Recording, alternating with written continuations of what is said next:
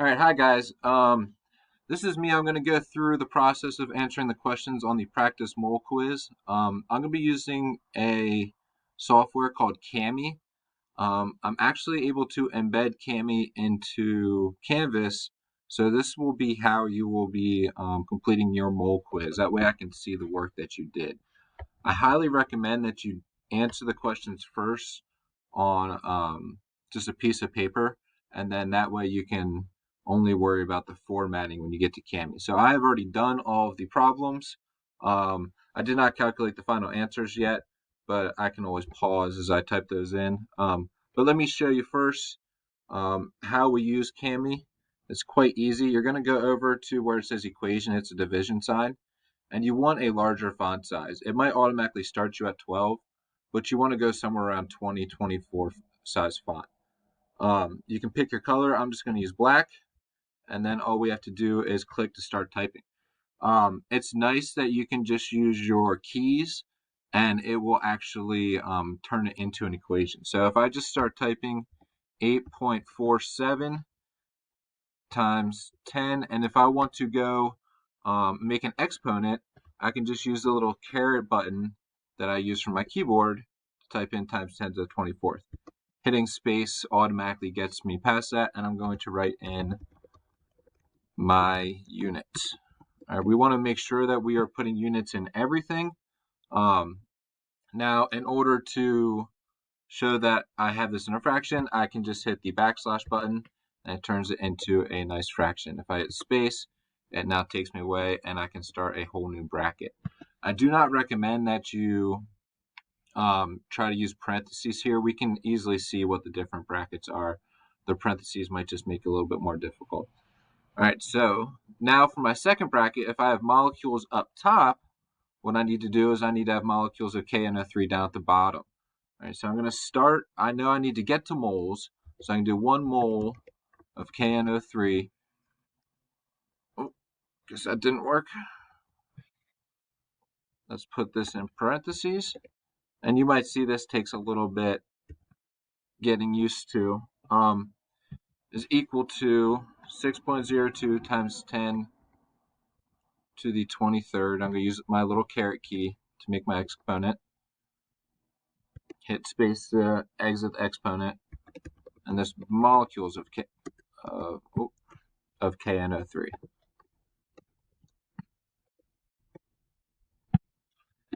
All right. Now I'm going to just go over, and I can hit my equal sign. And now I will type in my information on the calculator, and I'll be right back. Okay, I'm back. I hope you didn't miss me.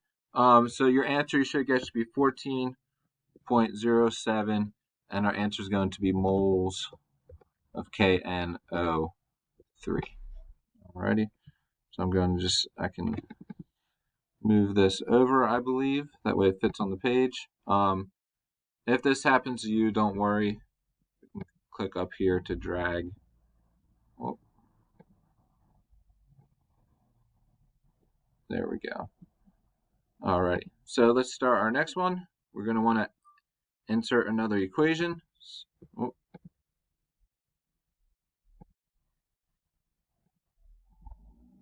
All right, so question number 2 asks, how many grams are there in 3.42 times 10 to the 24th molecules of H2O? So we're going to start with what we know. So we know we have 3.42 times 10 to the 24th molecules of H2O. And I'm going to want that over 1. Let's start my new bracket. And remember, we should put the second bracket in parentheses. It made it a little bit easier. Okay, so if I have molecules up top, I need to have molecules in the denominator of my next one. I know I can convert from molecules to moles, so moles will go in my numerator.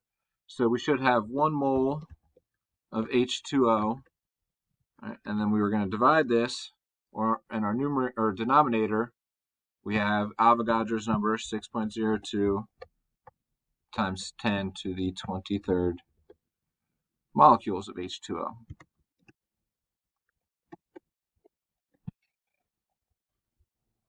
Alrighty.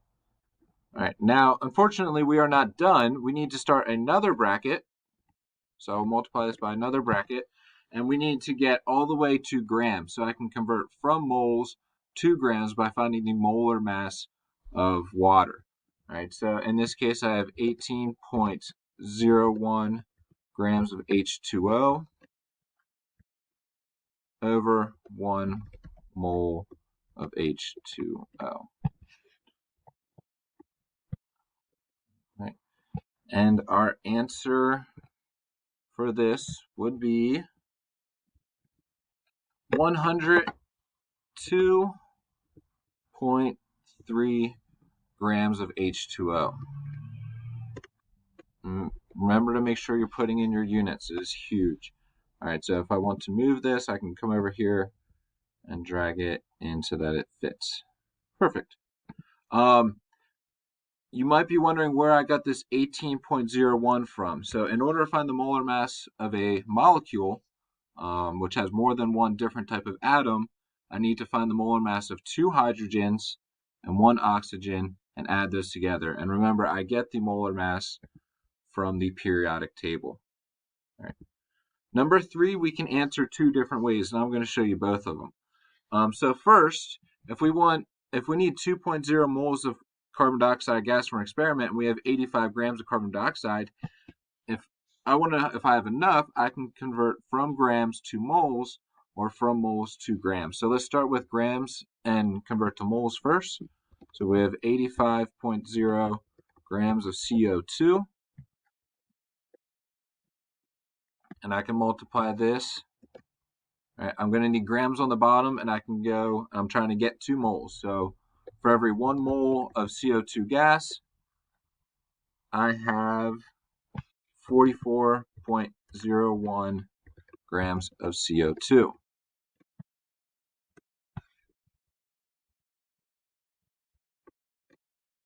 All right, and that gets 1.93 grams of CO2. All right, so that is not grams, moles of CO2. And that is not enough for my experiment. So let's try it other way, make sure that we get the same answer. So this time I'm going to start with 2.0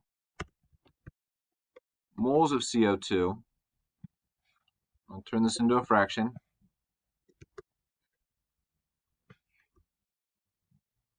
And I want to get 2 grams. So I'm going to have 44.01 grams of CO2 over 1 mole of CO2. And that gets me 88.02 grams of CO2. And I can see that that is more than what I originally started with. Okay, so I have 85 grams and I need 88.0. So doing it both ways can get us to the correct answer. No, we do not have enough carbon dioxide to perform our experiment. All right. Now, if you did not get this extra credit one, that is okay. This is not something that you would be graded on. It's just to test your mathematical skills. So there's not much stoichiometry here, which is what we're really building up to.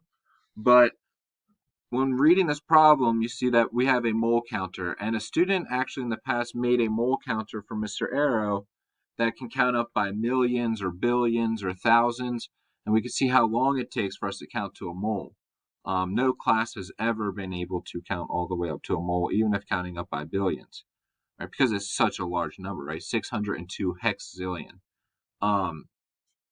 So over a 5-day span, their mole counter counted up to 7.1 times 10 to the 15th. So I want to see times 10 to the 15th. I want to see how much is counting up per day. So if I divide this, right, by 5 days, I should be able to see, right, how much I'm counting up per day. And we can see, okay, how many days is it going to take to count up to Avogadro's number. So when I type this in the calculator, I get 1.42 times 10 to the 15th, right, counts per day. And that's what I'm going to label as my units, counts per day. All right, so what I can do is, in a whole new equation, I can take Avogadro's number, 6.02 times 10 to the 23rd, and I can divide that, right, by how many counts we get per day. So 1.42 times 10 to the 15th.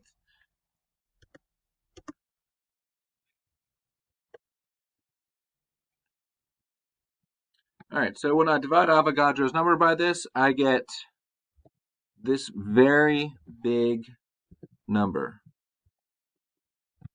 And I'm going to put some commas in so it's a little bit easier to read. All right, so this number is 423,943,662 days. That's how long it would take for us to count up. Now, there's one last thing.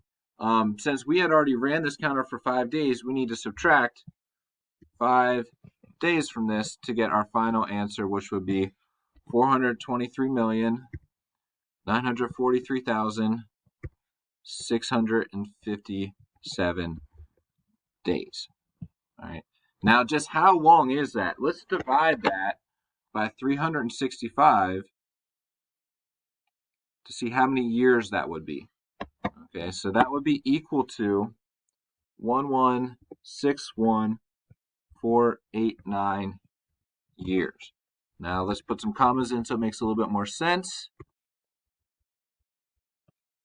So over 1 million years for us to count up to Avogadro's number by billions, if it counts up by this much per day.